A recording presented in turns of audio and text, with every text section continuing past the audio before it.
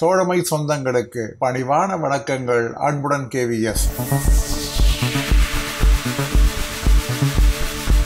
CPOO அதாவது ஓய்வூதியத்துறை 8/3/2024 அன்று ஒரு முக்கியமான ஆணையினை வெளியிட்டு இருக்கிறது.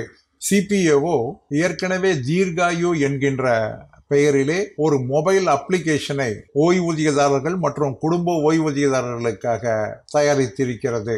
இந்த மொபைல் அப்ளிகேஷன் தீர்காயு என்பதை கூகுள் பிளே ஸ்டோரிலே சென்று டவுன்லோட் செய்து அதிலே நாம் பதிவு செய்யலாம். இந்த ஆன்லைன் ரிஜிஸ்ட்ரேஷன் என்பது ஒருவருடைய PPO, அவருடைய பிறந்த தேதி மற்றும் அவருடைய ஓய்வு பெற்ற தேதி இவைகளுடைய அடிப்படையிலே ரிஜிஸ்ட்ரேஷனை செய்யலாம். இந்த தீர்காயு என்பது ஒருவருடைய பர்சனல், அவருடைய தனிப்பட்ட செய்திகள் மற்றும் அவருடைய ரிட்டையர்மெண்ட் பெனிஃபிட் இவைகள் எல்லாம் PPOவிலே என்ன குறிப்பிட்டு இருக்கிறதோ அத்தனையும் அவருடைய மொபைல் போனிலே காட்டப்படும். அத்தனையும் அவைகள் பார்த்து கொள்ளலாம். அதே போன்று அவ்வப்பொழுது பென்ஷன் மாற்றம் ஏற்பட்டாலும் கூட அந்த மாற்றத்தினுடைய அனைத்து அத்தாரிட்டிகளையும் டவுன்லோட் செய்து சேமித்து வைத்துக் கொள்ளலாம்.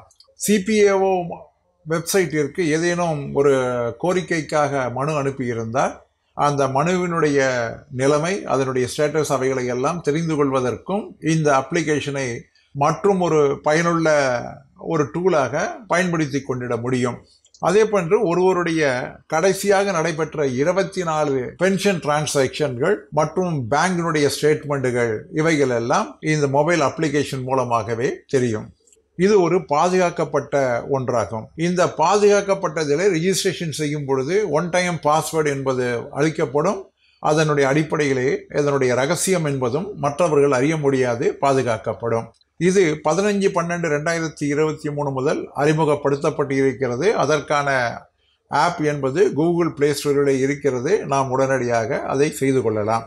அனைவரும் இந்த தீர்காயு மொபைல் அப்ளிகேஷனை பதிவிறக்கம் செய்தால் நிச்சயமாக அவர்களுடைய ஓய்வூதியம் சார்ந்திருக்கக்கூடிய அத்தனை செய்திகளையும் தங்களுடைய மொபைல் போனிலே பார்த்து கொள்வதற்கு இது ஒரு வசதியாக இருக்கக்கூடிய ஒன்றாகும்.